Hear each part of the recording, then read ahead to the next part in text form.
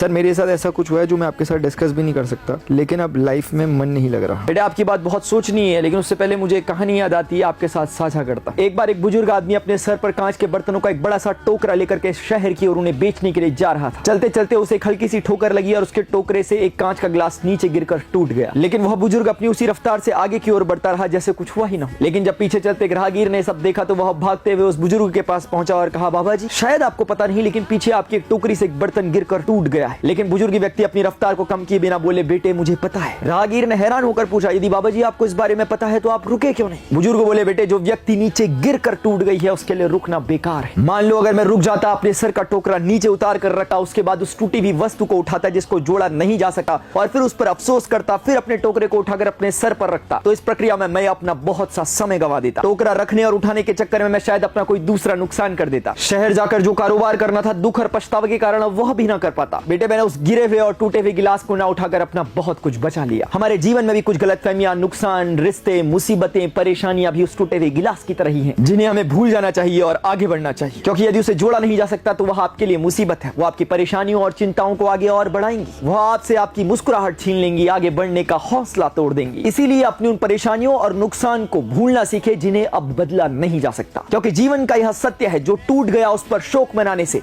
वह भी सुरक्षित नहीं रहता जो आज आपके पास है।